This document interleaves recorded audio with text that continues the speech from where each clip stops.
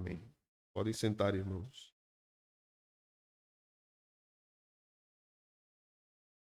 Um autor falecido norte-americano, e gosto muito de lê-lo, principalmente na área de espiritualidade e ministério pastoral, chamado Eugene Peterson, escreveu algo interessante a respeito do texto de Efésios. Ele escreveu um livro sobre Efésios, e na introdução do seu livro, especialmente uma referência ao capítulo 1, ele diz uma frase importante, impactante. Ele diz o seguinte: a igreja é uma colônia do céu no país dos mortos.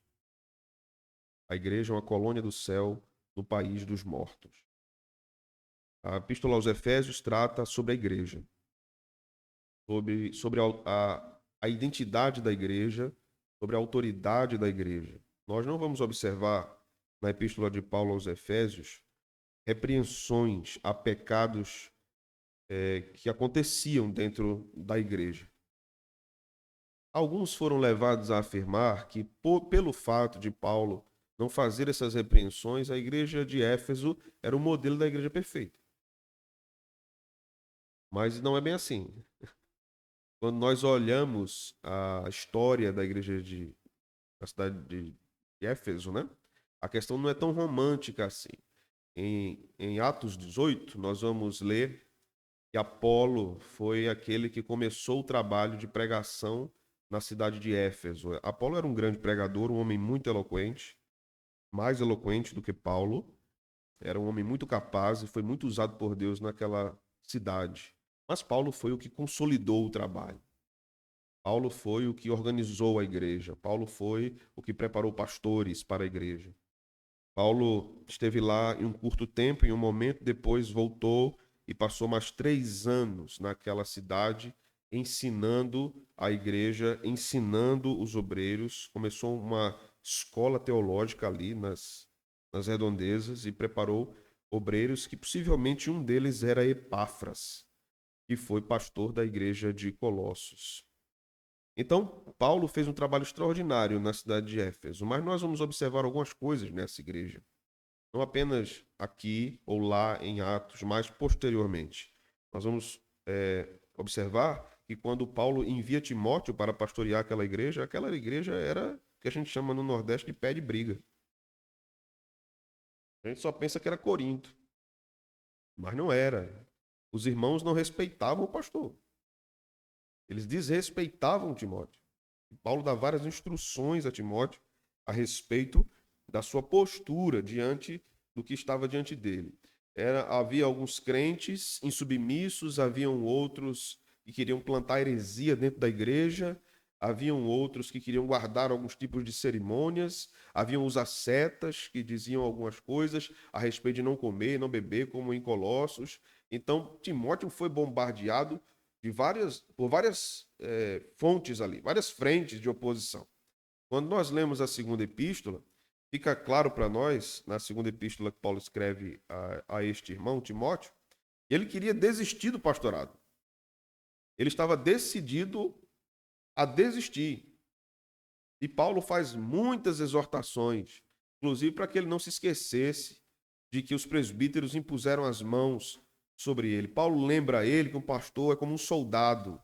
Paulo lembra a ele que o pastor é como um agricultor. Paulo lembra a ele que o pastor é como um atleta. Então essas metáforas diziam muita coisa a Timóteo. Primeiro, da disciplina de um soldado e da resolução do seu coração em ir até o final da batalha. Segundo, que um agricultor também deve ser muito disciplinado e deve aguentar o desconforto de sua vida ao lidar com a lavoura, seja para perdê-la ou seja para cuidar dela, acordando cedo para trabalhar, não só para semear, mas para cuidar da lavoura. E também disciplinado e treinado para suportar dores como um atleta, porque nós sabemos que aqueles que trabalham, nesse tipo de ramo, né, do atletismo ou da prática de esportes, são profissionais dessa área, essas pessoas precisam aprender a conviver com a dor, com o incômodo, com lesões. E são essas metáforas que Paulo usa para Timóteo. Quando nós chegamos em Apocalipse, nós vamos observar Aqui essa igreja é mencionada de novo. E ali a circunstância é outra. Nós observamos o fato curioso de que o problema daquela igreja, segundo Jesus menciona em Apocalipse, não era um problema doutrinário. Aquela igreja tinha tido um bom número e bons pastores na sua história. Paulo foi um deles, Apolo foi um deles, Timóteo foi um deles, e ao que tudo indica, naquele período que João estava exilado em Patmos, anteriormente, ele tinha pastoreado aquelas 7 igrejas da Ásia Menor, e dentre elas estava Éfeso. Então a igreja tinha tido, podemos dizer assim, nomes respeitáveis na época. Mas aquela igreja amava a doutrina, amava a teologia, não suportava heresia, mas não tinha amor na igreja. Esta era a característica naquele tempo. Não tinha amor na igreja. Era uma igreja muito zelosa da doutrina. Aqui ninguém fala nada errado da Bíblia. Mas o povo não tinha amor, nem por Deus, nenhum pelo outro. Então Jesus repreende isso. Mas quando a gente lida com a epístola aos Efésios, o Espírito Santo definiu o conteúdo da epístola, nos ensinando a respeito da natureza da salvação, que é fundamental para entendermos a natureza da igreja e depois como a igreja vive e para onde ela vai. Paulo está ensinando isso na epístola aos Efésios. Então, quando nós lemos o capítulo 1, nós podemos ser levados a simplesmente desconectá-lo do restante da epístola, pensando que aqui Paulo está escrevendo um tratado do verso 1 até o verso 14, apenas sobre doutrina da predestinação, e que não tem nada a ver com a igreja. Não é isso, tem tudo a ver com a igreja.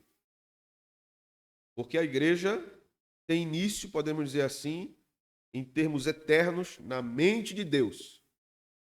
E Deus diz a respeito, Deus fala a respeito da eleição, fala a respeito da redenção, fala a respeito da segurança da salvação e da vida eterna. Esses são os estágios que a igreja vive, né? A igreja é salva e ela é santificada até o dia da glorificação. Então, nós já vimos anteriormente que Paulo tratou a respeito da predestinação, isso como obra de uma das pessoas da Trindade. Nós vimos que isso é obra do Pai. É o Pai que elege, é o Pai que escolhe, é o Pai que predestina. Nós vamos observar que no capítulo 1 de Efésios, na primeira parte, a Trindade é mostrada como autora e consumadora da obra de salvação. Então, quem é que salva o crente? Quais são as pessoas da Trindade ou a pessoa da Trindade que salva o crente? As 3 pessoas. As 3 pessoas. Então, quando nós estamos falando do Deus Salvador, não estamos falando apenas de uma pessoa da Trindade. Nós estamos falando das 3 pessoas da Trindade. Agora, nesta obra de salvação, há uma administração acontecendo. Há uma economia acontecendo.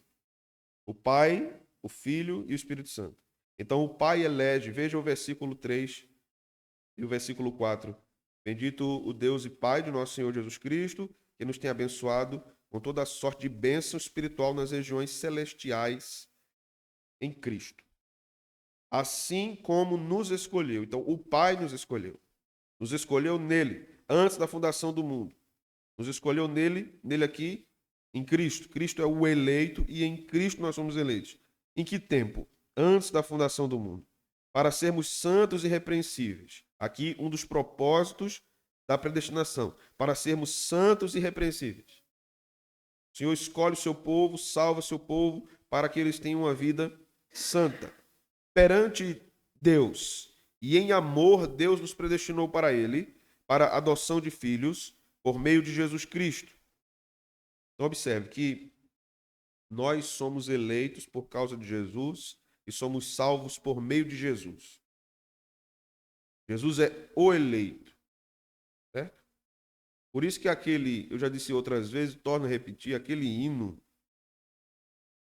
que diz: achei um bom amigo, Jesus Salvador, escolhido dos milhares para mim, não tem lógica. Deus Pai não olha para a milícia angelical e diz assim: tu, vem cá me ajudar. Jesus não foi escolhido entre os milhares. Não tinha milhares. Na verdade, a obra ou a resolução, o conselho divino para a salvação se dá na eternidade, onde os anjos nem existiam. Não tinha milhares, só tinha o Pai, o Filho e o Espírito Santo.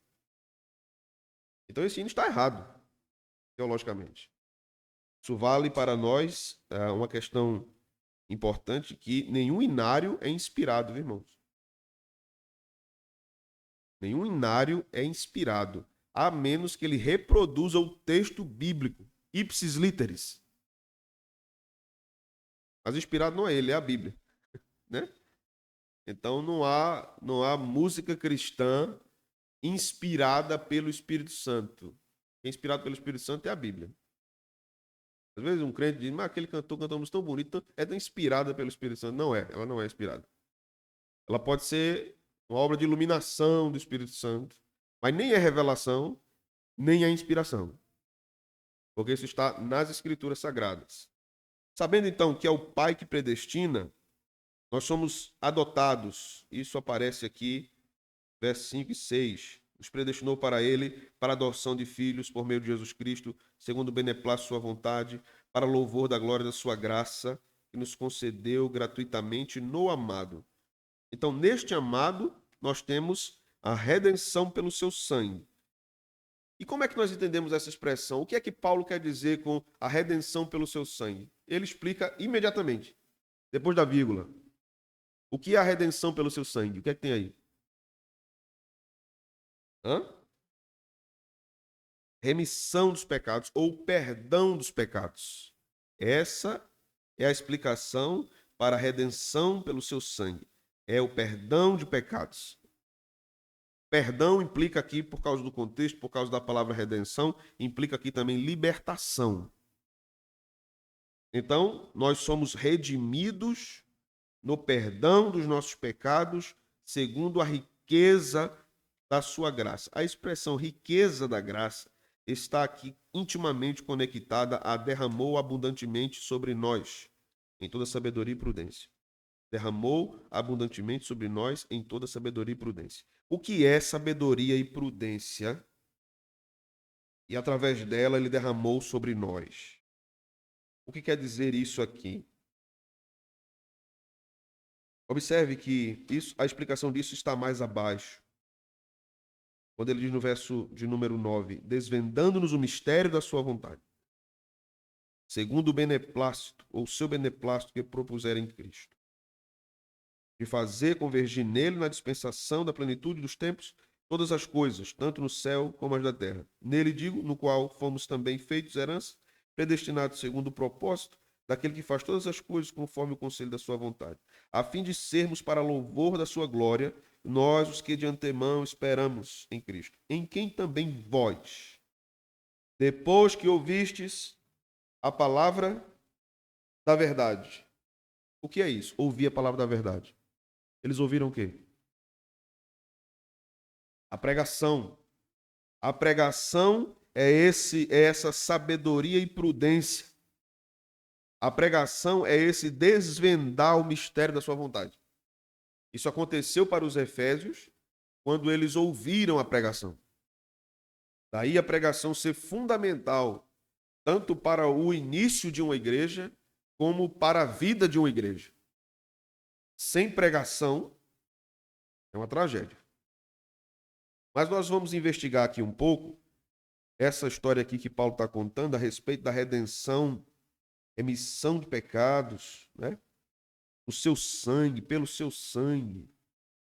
A gente fala sobre o sangue, canta sobre o sangue, a gente tem um símbolo do sangue todos os meses na ceia, mas nós precisamos investigar mais a fundo o significado disso nas Escrituras. O sangue de Jesus para alguns crentes é um amuleto, né? O sangue de Jesus tem poder. Então, quando ele vê um gato preto, vê um vulto na rua, vê uma zoada no quintal, né? Sangue de Cristo tem poder. Esses crentes não entenderam bem o que é que significa essa expressão nas Escrituras. E isso é quebra do terceiro mandamento. Invocar o nome do Senhor em vão. Invocar o nome do Senhor em vão. Vamos investigar um pouco. Vamos ler uma passagem que está em Hebreus, capítulo 9, versículo 22. A Epístola aos Hebreus trata muito desse assunto relacionado ao sangue de Jesus, porque a teologia do sangue de Jesus, ela é fundamental para entendermos o que a Bíblia fala sobre redenção, sobre expiação. Quando nós falamos de expiação nas Escrituras, estamos falando a respeito de sacrifícios substitutivos ou sacrifícios vicários, né? A ideia de vicário, de vigário, é uma ideia de substituição. Entender a doutrina da expiação é um dos pontos fundamentais para nos instruir por que nós não somos papistas, por que nós não somos romanos. Porque é Cristo quem nos substitui e nada substitui Cristo. O Papa é chamado vigário de Cristo, o substituto de Cristo. Não existe substituto de Cristo. Nenhum bispo, nenhum papa, nenhum padre, nenhum pastor, nenhum apóstolo, nenhum pai apóstolo pode substituir Cristo. Cristo é inigualável, insubstituível. Esse é um dos pontos, entender esse ponto da doutrina da expiação nos ensina sobre isso. Veja, Hebreus 9, versículo de número 22. O texto vai nos dizer algo importante aqui. Deixa eu abrir aqui a minha Bíblia também para eu ler com vocês.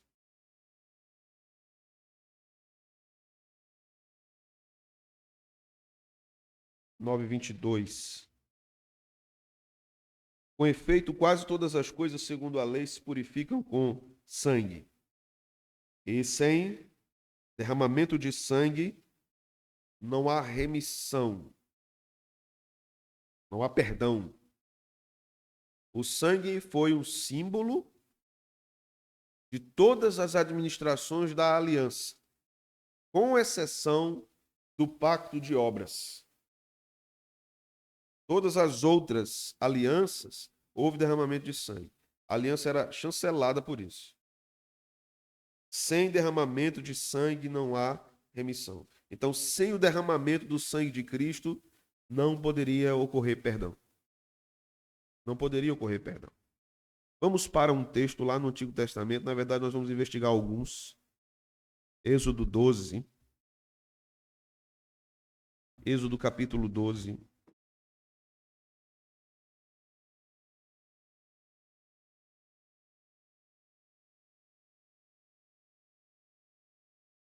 Nós vamos ler a partir do verso 1.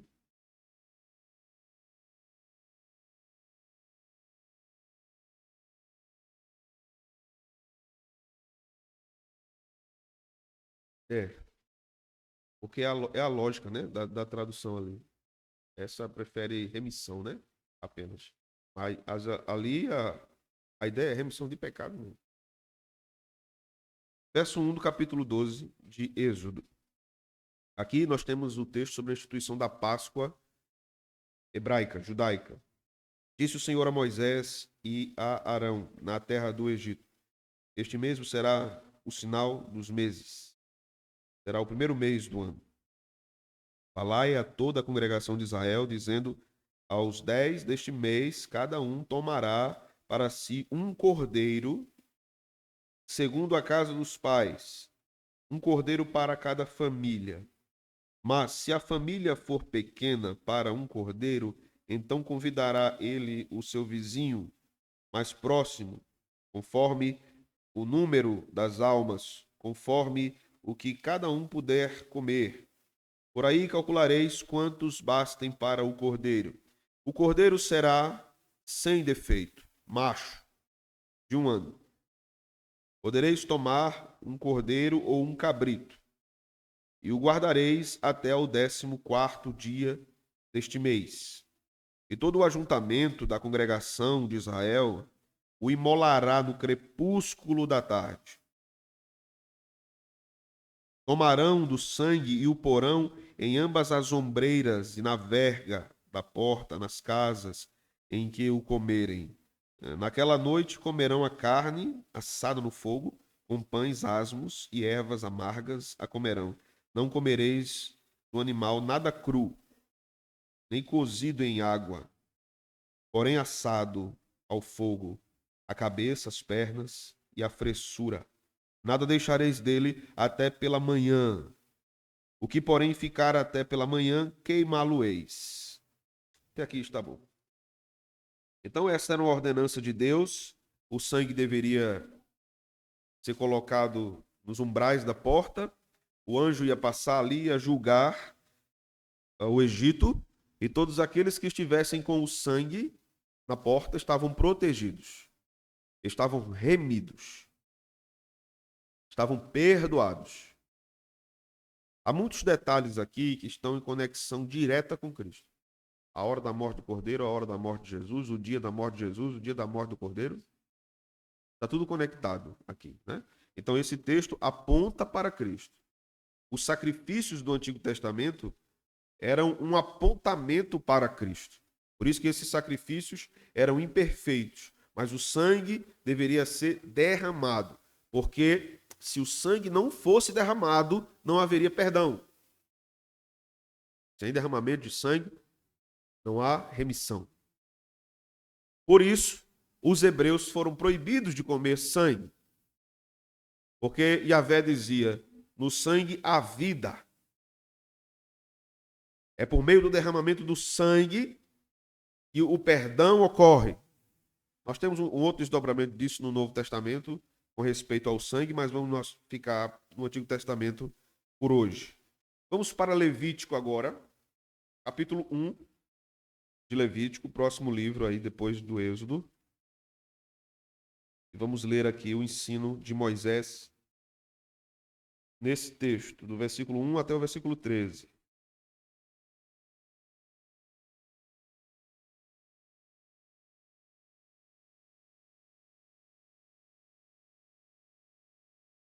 Versículo 1.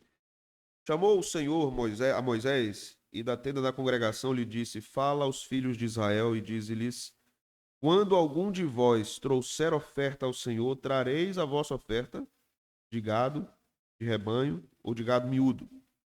Se a sua oferta for holocausto de gado, trará macho, sem defeito. A porta da tenda da congregação trará, para que o homem seja aceito perante o Senhor. Então entende que quando o animal era morto, macho, sem defeito, ele era um substituto para que o homem fosse aceito perante o Senhor. Verso 4. E porá a mão sobre a cabeça do holocausto, para que seja aceito a favor dele, para a sua expiação. Depois imolará o novilho perante o Senhor, e os filhos de Arão, os sacerdotes, apresentarão o sangue e o aspergirão ao redor sobre o altar que está diante da porta da tenda da congregação. Entende a linguagem de Paulo lá em Efésios, quando ele fala de derramar abundantemente?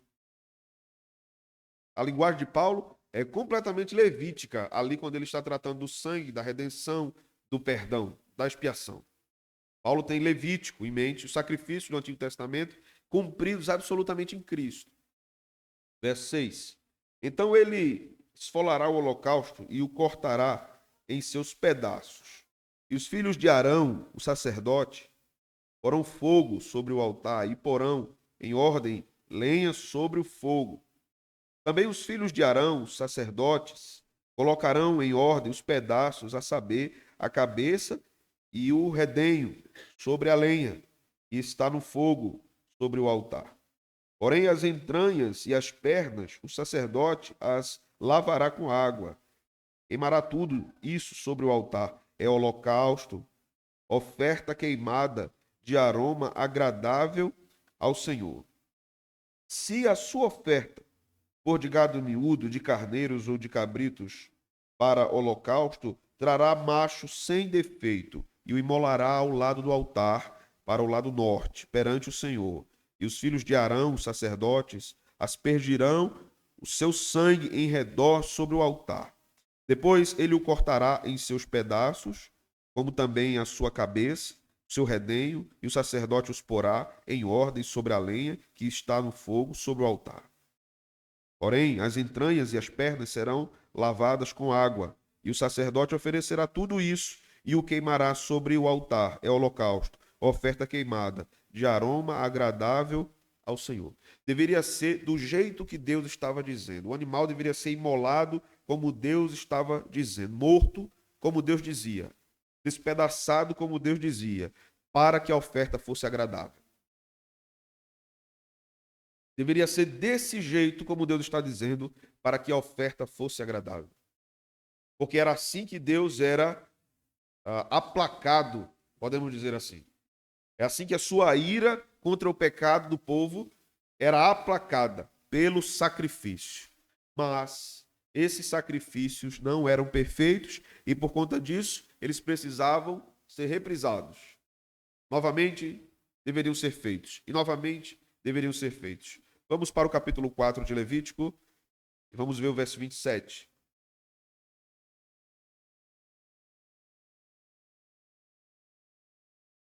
Aqui nós temos um ensino de Moisés a respeito dos pecados de ignorância.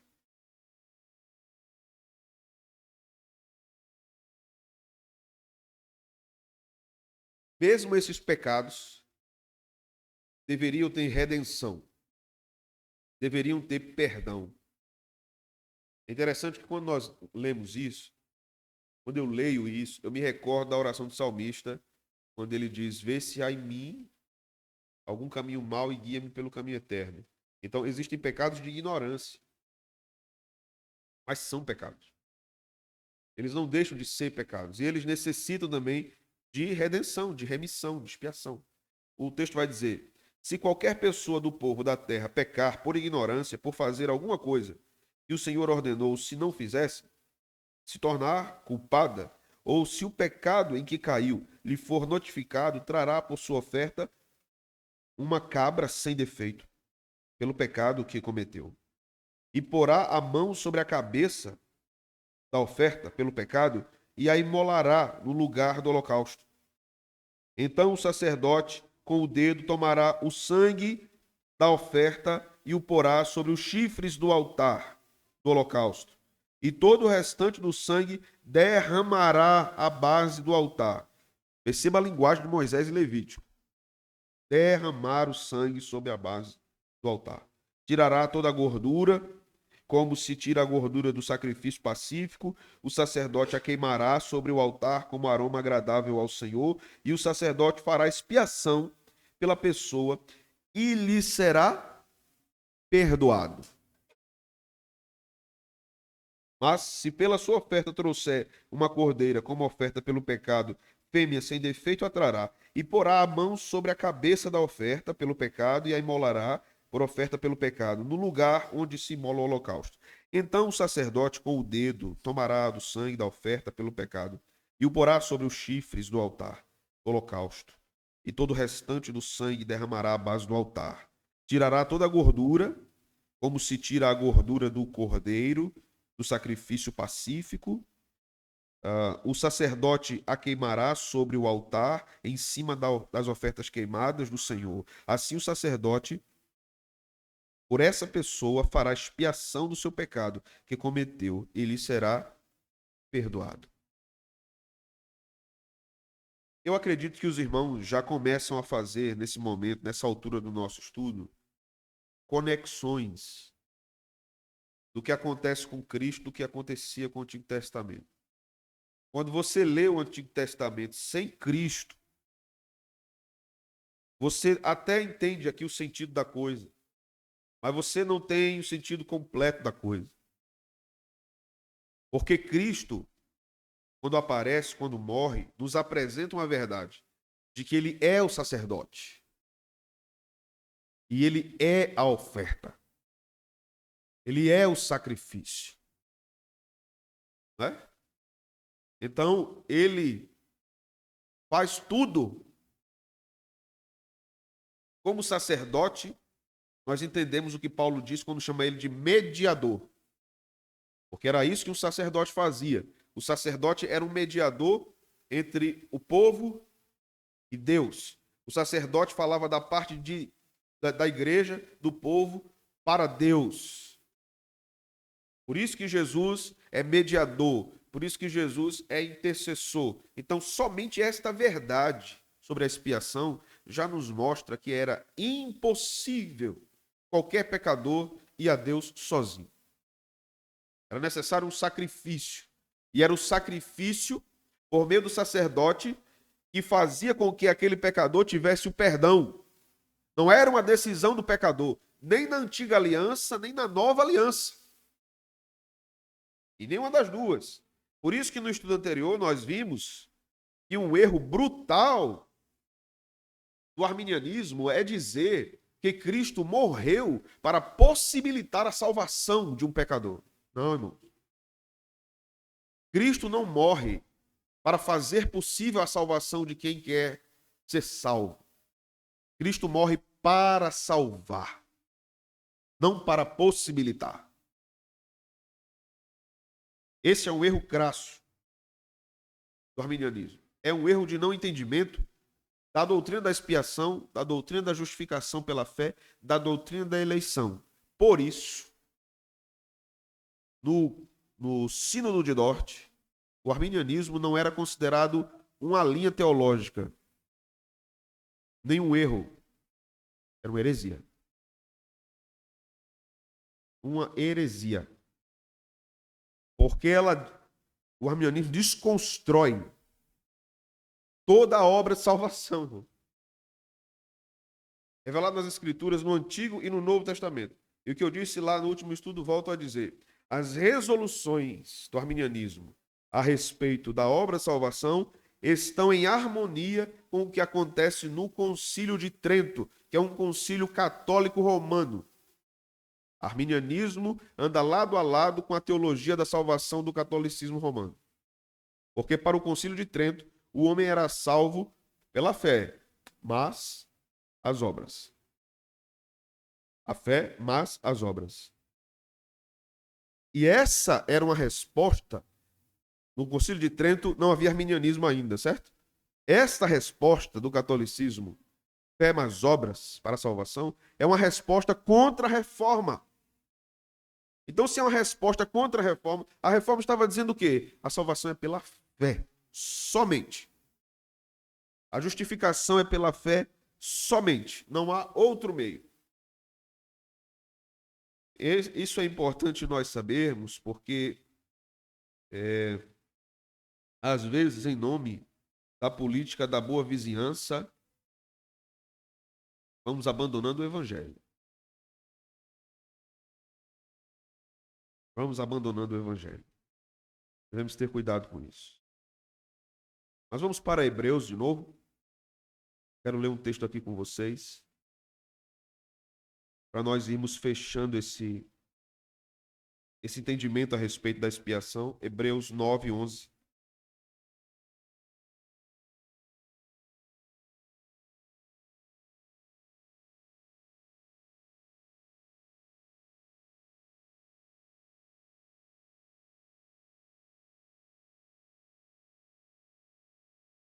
Quando, porém, veio Cristo como sumo sacerdote dos bens já realizados, mediante o maior e mais perfeito tabernáculo, não feito por mãos, quer dizer, não desta criação, não por meio de sangue de bodes e de bezerros, mas pelo seu próprio sangue, entrou no Santo dos Santos, uma vez por todas, tendo obtido eterna redenção.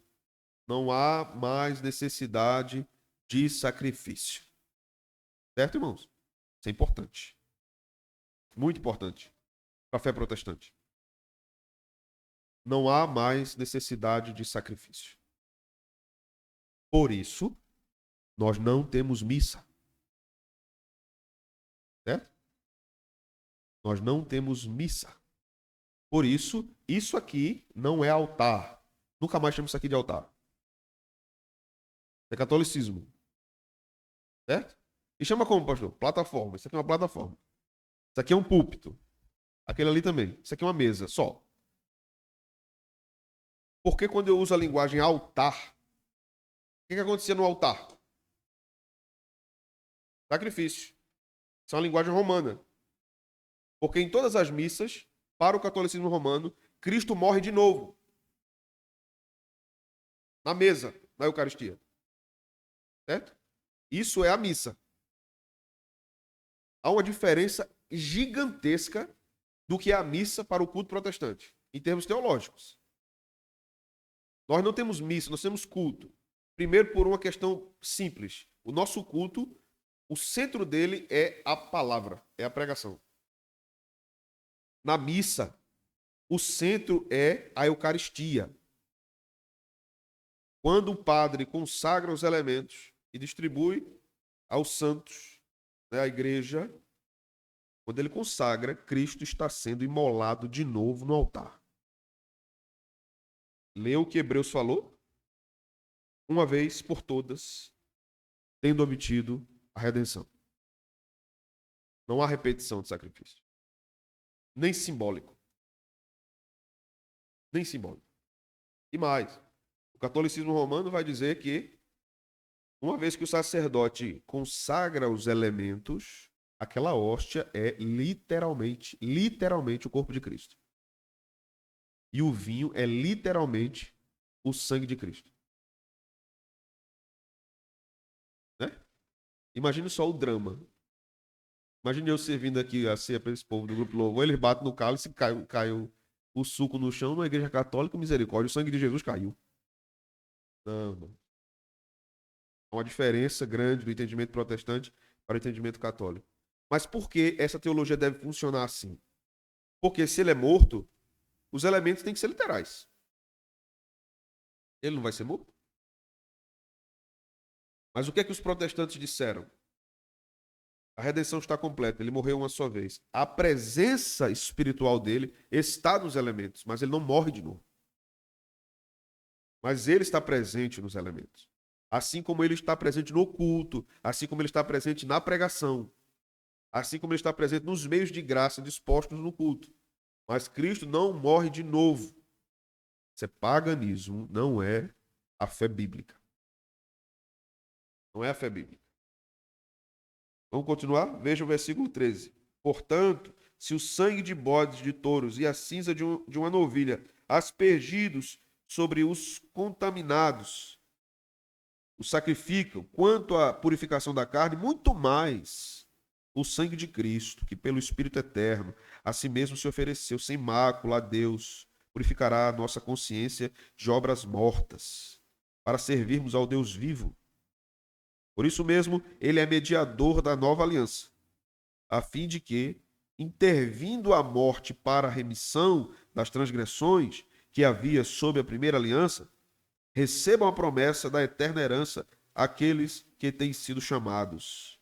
Porque onde há testamento, é necessário que intervenha a morte do testador.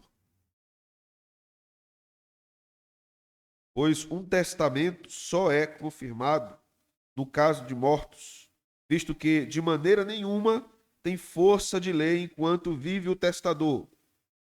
Pelo que nem a primeira aliança foi sancionada sem sangue, porque havendo Moisés proclamado todos os mandamentos segundo a lei, todo o povo tomou o sangue dos bezerros e dos bodes com água e lã, tinta de escarlate e sopo, e aspergiu não só o próprio livro, como também sobre todo o povo, dizendo: Este é o sangue da aliança, a qual Deus prescreveu para vós outros. Igualmente também aspergiu com o sangue o tabernáculo e todos os utensílios do serviço sagrado. Com efeito, quase todas as coisas, segundo a lei, se purificam com sangue, e sem derramamento de sangue não há remissão. A Bíblia vai nos dizer que quando Adão e Eva caem, eles descobriram que estavam nus, né? A realidade mental deles agora era uma realidade pecaminosa. A criação também caiu. E eles se esconderam de Deus. Se vestiram de folhas. Deus os achou fez aquelas perguntas, e diz o texto que Deus matou um animal e fez vestes para Adão e Eva.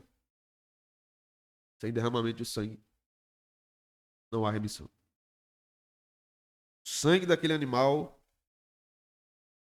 serviu para a cobertura de Adão e Eva.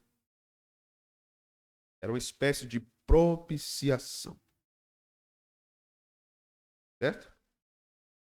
Antes mesmo de Adão e Eva morrerem, Deus mata o animal. É Deus quem mata o animal para cobrir Adão e Eva. E é o próprio Deus que entrega o seu filho no holocausto, no Gólgota, para cobrir os seus eleitos. A cena se repete. Perceba que nós, quando lemos isso em Gênesis e vamos vendo os sacrifícios em todo o Antigo Testamento, Deus está recontando e recontando e recontando e recontando uma história que vai chegar ao seu momento mais alto com Cristo. Por isso hoje, quando nós conhecemos o Evangelho, a morte de Cristo, e nós lemos o Antigo Testamento, nós vamos vendo Cristo em todo o Antigo Testamento. Tudo aquilo vai apontando para Jesus. Mas Jesus fez isso que Moisés está falando aqui tanto tempo antes. Jesus cumpriu todas essas coisas. Qual é a diferença? Aqueles sacrifícios não eram perfeitos. O que Jesus fez foi perfeito. Diga, Arthur.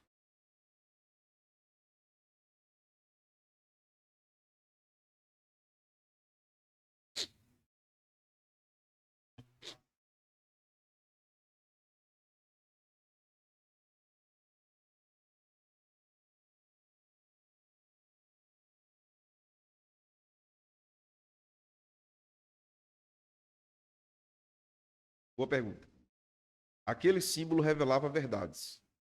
O texto realmente diz que aquele que oferecesse o sacrifício, ele receberia o perdão. Lá. Sim. Mas isso, vou explicar agora. Mas isso não poderia acontecer sem Cristo. Mesmo lá. Mesmo lá. Porque todos aqueles sacrifícios apontavam para algo muito maior. Então, qual era a diferença dos crentes da antiga aliança para os crentes da nova aliança? Hoje, nós, os crentes da nova aliança, olhamos para trás, para o que Cristo fez. Os crentes da antiga aliança olhavam para frente, esperando o Messias. Porque viria um profeta maior do que Moisés. É claro que a revelação dessas questões, elas são cumulativas, né? À medida que os escritores inspirados vão escrevendo, os profetas vão pregando e vão registrando, nós temos mais informações, mais informações. Para nós hoje é muito rápido, para o povo não. Foi séculos. E Deus foi falando, e recontando, e recontando, e recontando, e recontando. Mas sim havia salvação na antiga aliança por meio da graça. Aquilo era graça. O cordeiro sendo morto era um símbolo de Cristo. Por isso que João vai falar, lá no Apocalipse, sobre o cordeiro que foi morto antes da fundação do mundo. Porque essa resolução da morte de Cristo se dá antes do mundo ser criado. Então esses símbolos vão apontando para Cristo. Mas há real perdão ali. Agora, não quer dizer que todo judeu que estava dentre o povo de Israel era um eleito. Nós tínhamos, de fato, uma eleição nacional, Deus escolhe a nação. Ele escolhe Israel. E nós temos a eleição para a salvação. Por isso que Paulo vai dizer que nem todo que é de Israel é um verdadeiro israelita. Mas aqueles que creram em Jesus pela fé, esses são os verdadeiros filhos de Abraão. Então, mesmo em Israel, haviam filhos da perdição. Exemplo, Judas. Judas era um israelita que era um filho da perdição, ele não foi salvo. Mas no Antigo Testamento havia perdão, havia graça, havia salvação.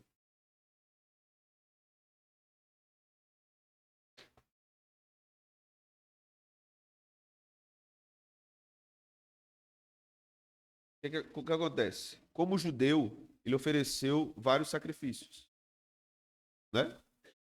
Mas ele era um réprobo. Ele era alguém que não foi escolhido para a salvação. Então, Judas foi alguém preparado para a perdição, como diz Provérbios. Não havia possibilidade de Judas se arrepender, porque ele não era um eleito. Então, mesmo os sacrifícios que ele ofereceu, poderia ser uma suspensão de uma ira imediata de Deus sobre ele ou sobre o povo, mas não se referia a um perdão salvador. Porque esse só tem o eleito. Entende? Vamos abrir agora em Gálatas, capítulo 3, versículo 27. Com base nisso que eu falei de Gênesis 3. Sobre Deus matar o animal e com a pele daquele animal, Deus cobria Adão e Eva.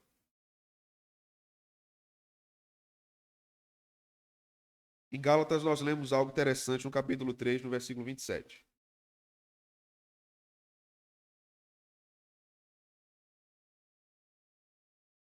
Veja só, 3:27 de Gálatas. Porque todos quantos fostes batizados em Cristo, o que é que diz agora? De Cristo vos revestistes. Todos os que fostes batizados em Cristo foram cobertos por Cristo. Assim como Deus fez com Adão e Eva no Éden. Agora, em Cristo, de modo perfeito. Somos cobertos por Cristo. O nome de Deus está em nós. Cristo nos substitui. O amado que é mencionado em Efésios 1 possibilita que nós agora fôssemos chamados por Deus e por João, o apóstolo, de amados. Amados. Nós somos amados por causa do amado, por causa de Jesus. Vamos voltar para Efésios.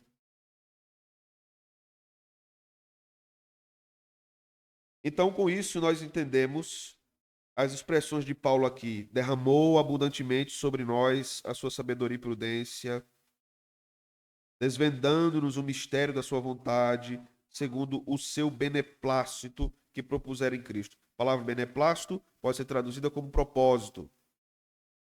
Propósito aqui é o decreto de Deus. Propósito é a finalidade de Deus. Deus tem uma finalidade: cumprir o propósito da redenção. Então, quando eu digo que Jesus morre para possibilitar a salvação de alguns, eu tenho um problema grande com esse texto, principalmente com essa palavra. Só a palavra beneplácito já é um problema para essa posição. Porque a palavra beneplácito significa que ele tem uma finalidade na obra expiatória. Qual é a finalidade? Versículo 4 explica que os eleitos que foram eleitos desde a fundação do mundo sejam salvos e sejam santificados. Então, eu preciso apagar a palavra beneplácito. Ou se não dizer que Deus até queria salvar aqueles que ele planejou, mas por causa da vontade daqueles que não querem ser salvos, Deus não consegue. Você entende porque o Sínodo de Dort dizia, isso é uma heresia. Não era só uma perseguição de reformado chato, não, irmão. Tinha tudo isso, toda essa teologia por trás. Né?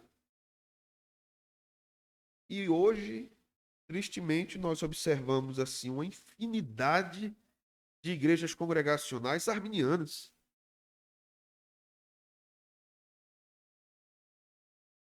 Ou que nem sabe o que é isso.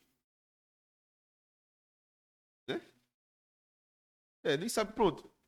É o quê? Sou de Jesus. Não quer saber de Calvino, não quer saber de Lutero. Para vocês parece que Calvino é Jesus. Eu sou de Jesus. Eu quero a Bíblia. Isso quer dizer o quê, irmão? Isso parece muito piedoso. Eu só quero a Bíblia. Eu só quero Jesus. Eu não preciso disso. Lutero, Calvino, né, Armínio. Não, não, não. Eu não quero saber disso. Né? Quando disse que não quer saber de Calvino, já é arminiano de todo jeito. Né? Não é uma questão de títulos ou de homens. Nós não estamos falando de homens. Não estamos falando de pensamentos humanos, teologias humanas. Nós estamos falando da Bíblia. Começamos aqui de 8 horas, mais ou menos, eu comecei a falar para vocês. Quantas vezes eu abandonei o texto e citei Calvino para vocês, para falar dessa doutrina? Eu podia ter falado várias vezes, porque o que ele falou desse texto está certo. O que ele falou está certo. Mas a questão é o que a Bíblia diz sobre isso. Não é o que eu acho, não é o que eu penso. A minha mente deve estar prostrada à sabedoria divina. Porque o texto está dizendo aqui que ele derramou a sua sabedoria e a sua prudência sobre o povo. Então, o que é que o povo faz? O povo de Deus faz diante desse deslumbramento do sagrado na doutrina da eleição. Louvado seja o nome do Senhor. É a única coisa que a gente pode fazer. É adorar o nome do Senhor. Porque tentar aniquilar a doutrina da eleição é aniquilar todo o Antigo Testamento, certo? Todo o Antigo Testamento. Dizer que Deus não escolhe um povo é apagar o que Deus fez com Israel. O que Deus fez com Paulo, porque Deus disse, né, ao seu servo, ele é um vaso escolhido. Eu mostrarei a ele o que é sofrer por amor ao meu nome. Jesus disse aos seus discípulos, vocês não me escolheram, eu escolhi vocês. Paulo disse aqui, ele escolheu antes da fundação do mundo. Então, com tudo isso, a gente vai entendendo o que é que Paulo está falando aqui nos versículos 8 e 9.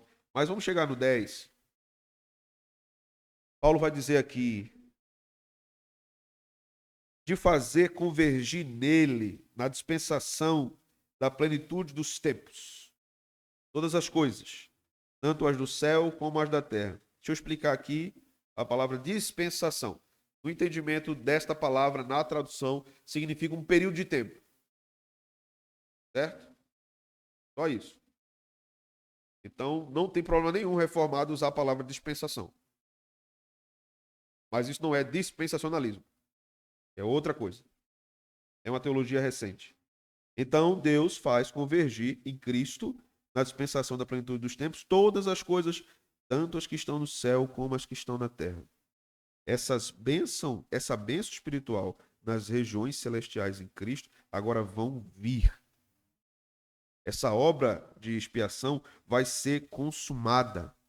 Vindo à plenitude dos tempos, isso começa a ser efetivado, não mais por meio de símbolos, de bodes, de carneiros, de ofertas de farinha e de várias outras ofertas do Antigo Testamento. Tudo é cumprido em Cristo. Aquelas cerimônias ficam. Elas ficam. Nós não temos mais o cerimonial judaico. Por isso, nós não precisamos de um menorá no templo. O pastor não precisa de uma túnica.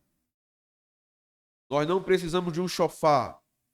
Não precisamos encher o templo de estrela de Davi. Porque esse simbolismo, ele fica, não faz parte mais do culto. Porque tudo se cumpre em Cristo. Enquanto estava presente no culto, é porque tudo apontava para Cristo. Mas agora o real veio. O que é perfeito veio. Não precisa mais do símbolo. Não precisa mais. Mas o que é a plenitude dos tempos? É esse ponto que Deus determinou, esse ponto histórico que Deus determinou. Vamos lá. No primeiro século, o povo de Deus estava debaixo do poder do Império Romano. Roma governava conforme a profecia de Daniel 2. A língua ali era o grego koiné para as transações comerciais. O latim já estava corrente. E os hebreus falavam aramaico, que era uma mistura do hebraico com as nações por onde eles passaram em cativeiro, somente Babilônia. Então, a língua hebraica era uma língua apenas do povo hebreu. Não era uma linguagem universal no mundo antigo. O grego koiné era. Era como o inglês instrumental hoje. Ou como o espanhol na América Latina. Então você conversava com pessoas de outras nações. O latim se tornou essa língua instrumental depois, na Idade Média. Se você queria se comunicar com todo o planeta através de um texto, você escrevia em latim. Então, intelectuais de todo mundo, espalhados no mundo, leriam latim. Por isso que até os escritos dos reformadores eram em latim. Então, Deus preparou aquela língua, o grego, para que o evangelho se espalhasse em todo o Império Romano, porque todo o Império Romano falava grego. Foi nele. Deus prepara aquela língua. Deus prepara o próprio Império Romano, a Pax Romana, as estradas romanas. Veja, Paulo era um cidadão romano. Ele era um judeu. Tudo indica que ele herda a cidadania romana por meio de seu pai. Alguns historiadores, como F. Bruce, vai dizer que possivelmente seu pai tenha sido um soldado romano. Então, pelo fato de Paulo ter a cidadania romana, ele tinha acesso a todas as cidades do Império, irmão. Todas. Isso está na plenitude dos tempos. Deus vai convergindo todas as coisas para a difusão do evangelho no mundo. O evangelho vai se espalhando no mundo. Nós temos, séculos antes da encarnação de Cristo, a ascensão da filosofia, que era a busca pela sabedoria. O filósofo admitia a sua total ignorância, como Sócrates dizia: eu só sei que nada sei. E eles estavam em busca de explicações de muitas coisas sobre o universo, sobre as coisas existentes, sobre de onde veio o mundo. Tales dizia que veio da água, Pitágoras dizia que veio do número. Veja que todas essas afirmações, outros diziam, Anaximenes, diziam que veio do infinito, veio de algum canto. O mundo veio, o cosmos veio de algum lugar. Perceba que todas essas conjecturas, elas são muito interessantes, porque eles estão reconhecendo que há uma origem. Então, esse despertar da curiosidade da cultura grega estava também apontando para Cristo. Por isso que Paulo vai chamar em Colossenses Cristo de a sabedoria. Em Cristo se mora a ciência, a sabedoria. Paulo está dando uma resposta aos gregos. A sabedoria que vocês procuram é Jesus. A explicação para o que vocês procuram é Jesus. Até hoje, a mais perfeita explicação para os problemas filosóficos é Jesus. Né? Os gregos falavam muito de logos. Logos deu origem à palavra lógica. Lógica é a ordem correta do pensamento para chegar a uma resposta de algum problema. João usa no Evangelho a palavra logos. E os gregos entendiam também como razão. Aí o que é que João diz? No princípio. Hã? Lá em João, como é que o texto diz? No princípio era o verbo. A palavra verbo é logos. Segundo o entendimento dos gregos, razão. No princípio era a razão. E quem era a razão para João? Cristo. Cristo é aquele que explica todas as coisas no mundo. Paulo vai falar isso também em Colossenses. Paulo vai dizer: em Cristo tudo subsiste.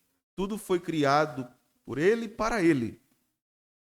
Cristo é a lógica do mundo e da criação. João e Paulo diziam isso, dando uma resposta àquelas indagações gregas de séculos, de grandes trabalhos filosóficos com Platão, com Aristóteles, com Plotino e com vários outros.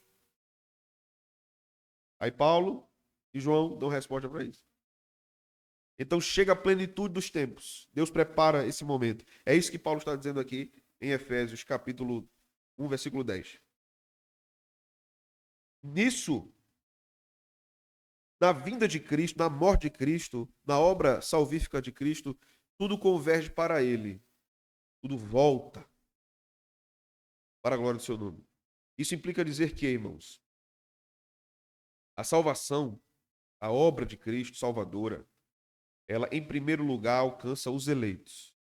Em segundo lugar, ela proporciona a restauração de todas as coisas. Por isso não haverá uma destruição do mundo na volta de Cristo. haverá uma restauração completa de todas as coisas. Porque o mundo geme, como Paulo disse em Romanos. E o mundo busca também essa redenção, essa libertação. Mas isso não pode acontecer enquanto os eleitos não forem glorificados, não forem transformados. Então a salvação em Cristo alcançará todo o cosmos, todo o universo. Todos os desequilíbrios existentes na natureza serão desfeitos. A morte não estará mais. Tudo isso será desfeito, mas não voltará a ser como era no princípio. Será melhor do que no princípio. Porque no princípio era possível a queda. Depois da volta de Jesus não será mais possível a queda. O que acontecerá na eternidade é melhor do que era no Éden. Porque no Éden havia a hipótese da expansão do que estava no Éden. O Éden era um pequeno templo, era um pequeno mundo. Um jardim. Por fora era deserto. Ali era um jardim. Na nova criação, não. Toda a criação será belíssima. Será inquestionavelmente melhor. Incomparavelmente melhor do que nós temos hoje e do que Adão e Eva tiveram no Éden. Porque tudo converge em Cristo. Toda a criação exalta o Rei. Toda a criação. Verso de número 11. Veja. Vamos ver se eu consigo terminar hoje isso. Nele digo, no qual fomos também feitos herança. Aí ele volta àquele tema, né? Predestinados, segundo o propósito daquele que faz todas as coisas, conforme o conselho da sua vontade. Predestinados. Sabe como era para a gente reagir assim, quando alguém diz assim, eu não acredito na predestinação, a reação que a gente devia ter era de susto. Como assim você não crê? Você não crê no que a Bíblia diz? Você nega o que a Bíblia diz? Como é que você explica aqui que o texto diz que nós somos predestinados segundo o propósito daquele que faz todas as coisas conforme o conselho da sua vontade? Ele quis predestinar a igreja, os eleitos, na eternidade. O conselho aqui, a ideia de conselho é o Pai, o Filho e o Espírito Santo. Houve um conselho, e nesse conselho houve um pacto entre o Pai e o Filho, chamado Pacto da Redenção. Há uma aliança feita na eternidade, antes do mundo ser criado, antes da queda, entre o Pai e o Filho, onde o Filho se compromete em vir, encarnar, morrer e salvar aqueles que o Pai havia escolhido, para trazê-los de volta ao Pai e consumar toda essa obra. O pacto da graça tem várias partes. A primeira parte é o pacto da redenção, que se dá na eternidade. A segunda parte é o pacto das obras. Quando Deus diz a Adão, não coma da árvore do conhecimento do bem e do mal, se você comer, você vai morrer. Aquele era um pacto de obras. Ele quebra. Ele come. Ele cai. Certo? E agora? O pacto de obras cessou? Não. Deus prova, em termos teológicos, no Antigo Testamento, um segundo Adão. No Antigo Testamento. Israel. Não mais no jardim, mas agora no deserto. Mas no deserto Deus dá pão, Deus dá carne, Deus dá água. Deus dá sombra, Deus dá coluna de fogo. Deus dá revelação, Deus dá mandamento. Deus vai dando todo necessário para que este segundo Adão, coloque aspas, esse segundo Adão sobrevivesse e vencesse a prova, o pacto de obras. Por isso Deus diz, nem só de pão viverá o homem, mas de toda a palavra que sai da boca de Deus. Este segundo Adão cai. Não cumpre. Os 10 mandamentos são um símbolo claro do pacto de obras. Quando nós chegamos no Novo Testamento, Deus levanta um segundo Adão. Sem aspas. Ele é levado ao deserto. Durante quanto tempo? 40 dias. Israel passou quanto tempo no deserto? 40 anos. 40 dias Jesus no deserto. Não comeu, não bebeu. Não estava no jardim e não tinha comida. Nem tinha jardim, nem tinha comida. Ele não tinha o que Adão teve e Eva teve, e ele não tinha o que Israel teve. A prova foi mais dura. E ele venceu a tentação. O capítulo 4 de Mateus não está apontando para a gente como a gente ter uma ética melhor. Como vencer a tentação? Use os versículos. Né? Use os versículos. O texto pode até ter uma implicação de nos ensinar sobre moral, mas o texto está nos ensinando que Jesus cumpriu o pacto de obras. Ele nos substituiu vicariamente. A obediência que nós deveríamos prestar, que Israel não prestou, que Adão e Eva não prestou, ele estava prestando. Então aquilo estava dizendo que eu estou fazendo o que os eleitos não conseguirão fazer. Eu estou cumprindo o pacto da redenção. E eu vencerei essa tentação. Por isso que ele diz a Satanás: ao Senhor teu Deus darás culto, somente a ele adorarás. E ele vence. E quando ele vence, ele está nos dizendo assim: vocês são mais do que vencedores em mim. Em mim. A terceira parte do pacto da graça é nós desfrutarmos dessa obra expiatória de Cristo, vivendo para ele como eleitos, santos e irrepreensíveis, como Paulo diz. Proclamando essas verdades eternas. Tudo isso está aqui, nesse versículo 11.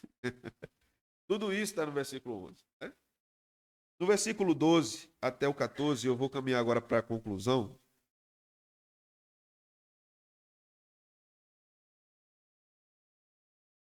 Nós lemos o seguinte: a fim de sermos para louvor da sua glória, nós, os que de antemão esperamos. Perceba um detalhe aqui, irmãos. Verso 11 e 12. Predestinados. Verso 12. Para louvor da sua glória. Verso 4 e 5. Nos escolheu para sermos santos e irrepreensíveis. Nos predestinou para a adoção de filhos. Verso 6. Para louvor da sua graça.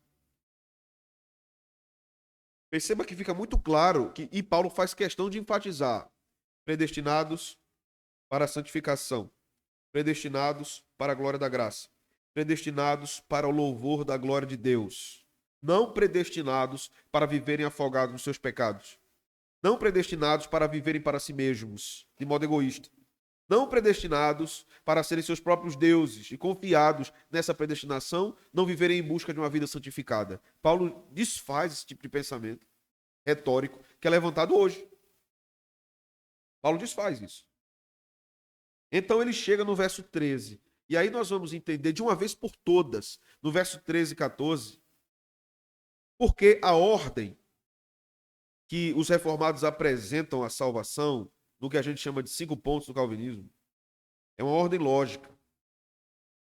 Você vai ter a depravação total, você vai ter a eleição incondicional, você vai ter a graça irresistível, a expiação limitada e a perseverança dos santos.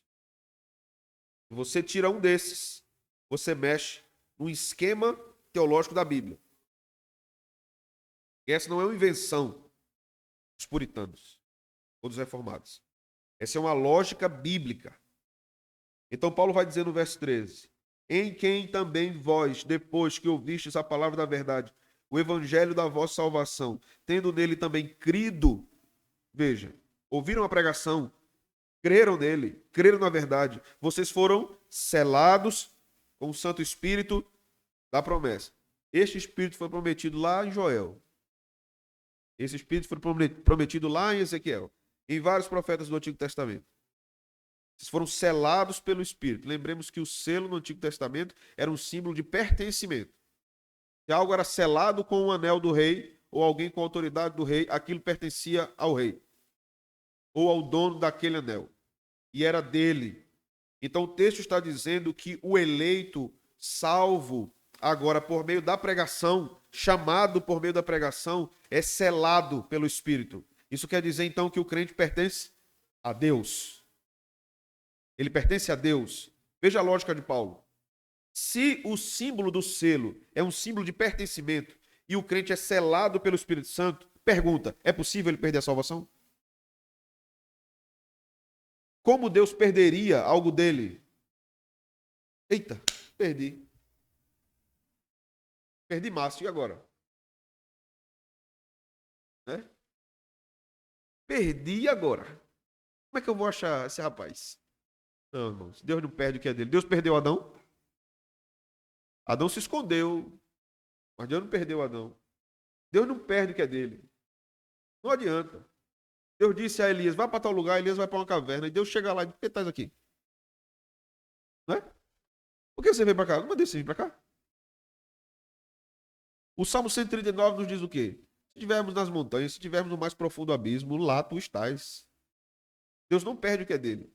Então, se o crente é selado, e ele é selado na conversão, na regeneração, certo?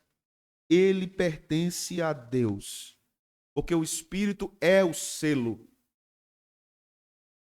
Mas Paulo vai além. Paulo vai dizer agora que o Espírito é o penhor. O Espírito é a garantia. Ele não mostra apenas que o crente pertence a Deus. O Espírito é a garantia que o crente, a partir da salvação, sempre será de Deus. Nunca mais deixará de ser propriedade de Deus. Verso 14 ele diz, o qual é o penhor da nossa herança até o resgate da sua propriedade, em louvor da sua glória. Se Deus perdesse um crente, ele não poderia ser glorificado. Então a pergunta que nós fazemos é, se o homem é salvo porque quer, e ele perde a salvação também se quiser, esse crente pode dizer, só lhe deu glória?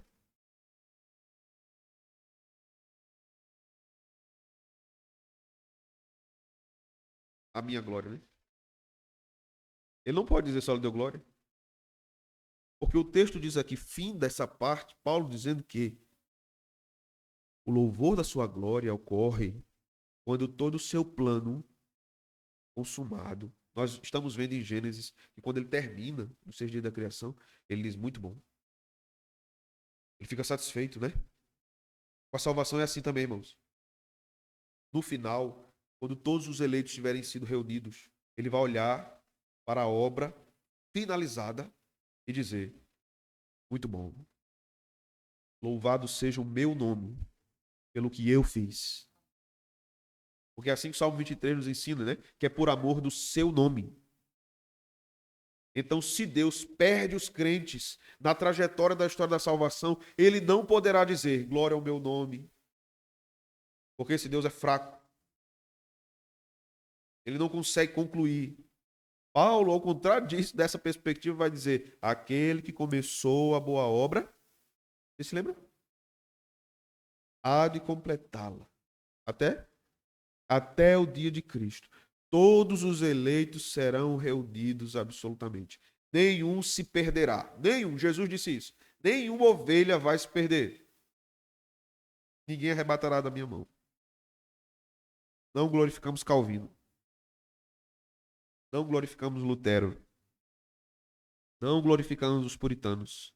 Não divinizamos nenhum teólogo. Nós só afirmamos o que a Bíblia afirma. Isso é ser reformado.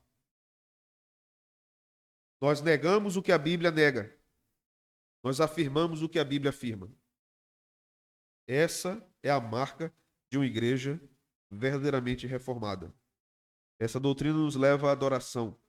Essa doutrina nos leva à reflexão profunda da grandiosa obra de Deus por nós.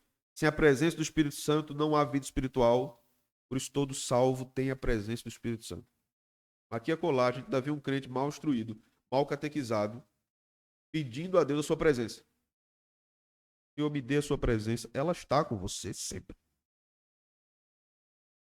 Agora, em alguns momentos, ela se tornará muito, quase física. Em alguns momentos, você vai sentir realmente. Mas ele nunca prometeu, tu sempre sentirás a minha presença. Ele não prometeu isso. Ele disse assim, eu estarei com vocês todos os dias, até a consumação dos séculos. Eu estarei com vocês. Você já teve aquela experiência de você estar dentro de casa, você achar que está sozinho. Daqui a pouco você tem um susto porque tem alguém lá. Tem um filho, tem um marido, tem alguém lá. Mas você tinha certeza que estava só. Já teve essa experiência? A vida cristã também é assim. Às vezes a gente tem a sensação que está só. E ele não está lá. Mas ele sempre está. Um dia desses, meu filho disse, fez alguma coisa lá, uma trela. Eu disse, filho, você fez isso? Ele ficou parado, não respondia. Eu disse, você fez ou não? Não respondia. Eu vou olhar nas câmeras. Aí ele disse, e tem câmera aqui?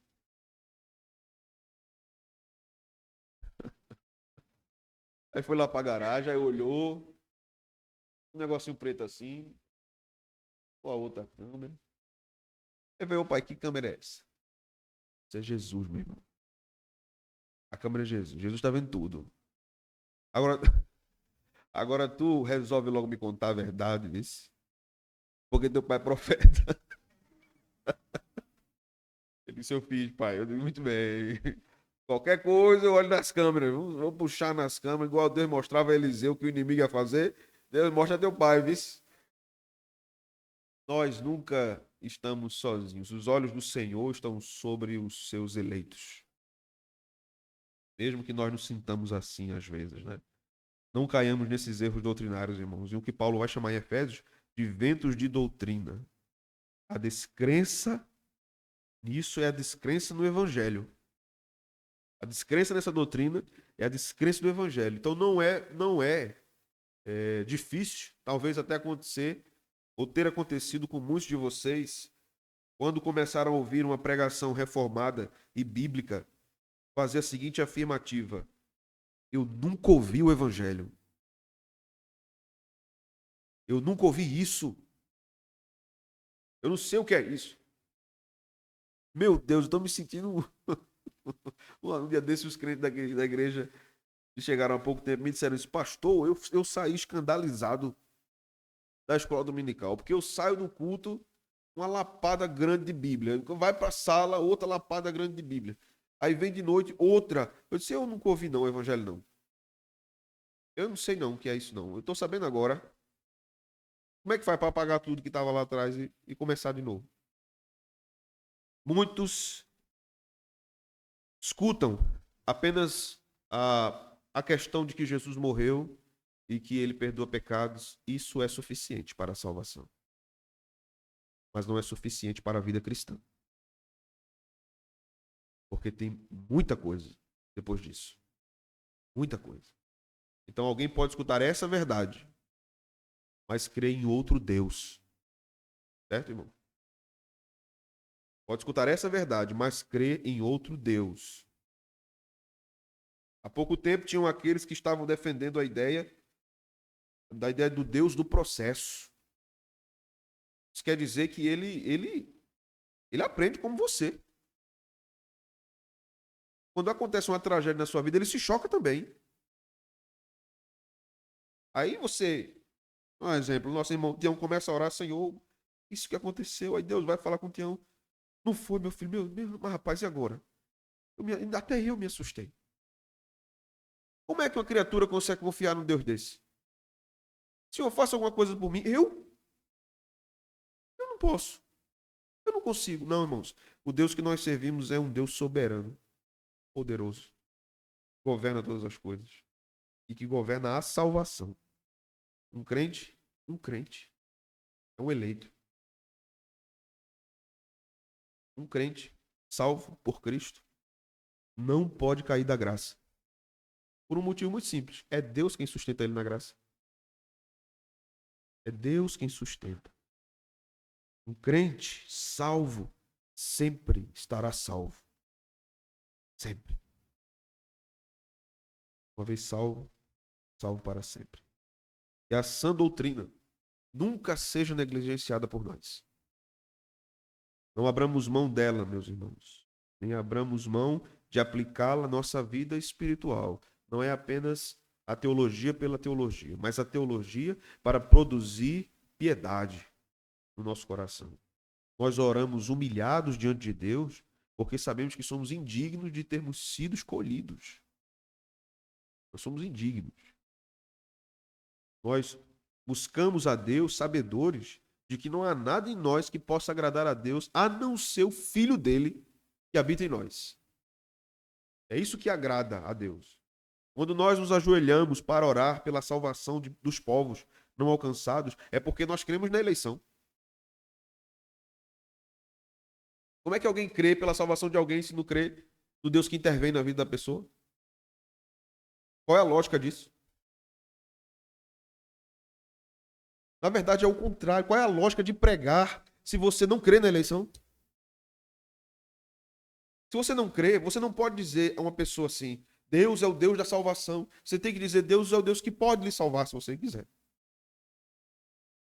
Se você o aceitar, como alguns dizem por aí, dê uma chance para Jesus. Dê uma chance. Deixe ele entrar no seu coração. Deixe ele mudar você. Permita que ele faça isso. O homem está morto. O homem não está doente. Ele está morto em seus delitos e pecados. Um doente ainda fala besteira, né? Ainda pensa besteira, ainda faz besteira. Mas o morto está morto. Então o que é que acontece na esfera espiritual? De todos nós fomos salvos por Cristo. Ele chegou na frente daquela tumba, um cadáver espiritual fedorento, e disse: saia, tenha vida. Receba a vida. Eu sou a vida. Eu sou a vida. A ressurreição e a vida. Esse é o Evangelho. Amém, meus irmãos? Passei 8 minutos. Mas vocês têm alguma pergunta? Alguma consideração?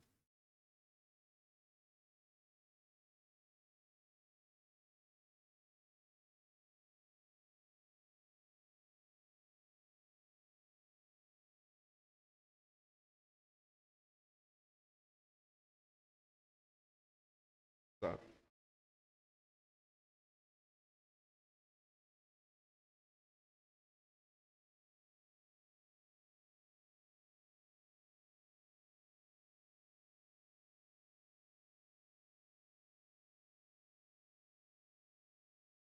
Exato. É interessante isso que a Jéssica falou e a utilização de Jéssica da palavra propósito. Porque no século XX, essa palavra propósito ela é muito usada no meio das igrejas, né? Vida com propósito, liderança com propósito, casamento com propósito. Todo mundo tem propósito, só Deus que não pode ter. Né? Você tem um propósito, ter uma família melhor, tem um propósito, ter um negócio melhor, tem um propósito, ser um líder melhor, tem um propósito, ter uma igreja melhor, mas Deus não pode ter o propósito dele. Né? Quando nós falamos assim, calvinismo, e nós devemos entender que Calvino se escandalizaria com isso. Calvinista? Não, ninguém não quer ninguém me seguindo. Escritura. Puritanos. Puritanos não gostavam desse título, irmãos. Porque era um título desrespeitoso. Não pelo que a palavra é, em termos etimológicos, mas pelo que ela significava no contexto da igreja da Inglaterra. Eles são os puritanos. Né? Eles são aqueles, os sabichões da coisa. Eles não se adequavam a isso. Não, puritano não. Escritura. O que nós dizemos é que a escritura deve ser cumprida. O culto deve ser como a Bíblia diz. E a pregação deve ser a explicação e a aplicação da palavra de Deus. Isso foi ficando, né? Durante um tempo, no Brasil, os crentes eram chamados de Bíblias. Hoje, mais não, né? Hoje é chamado de um bocado de coisa, menos disso. Voltemos às Escrituras. Amém. Vamos orar? Vamos ficar de pé.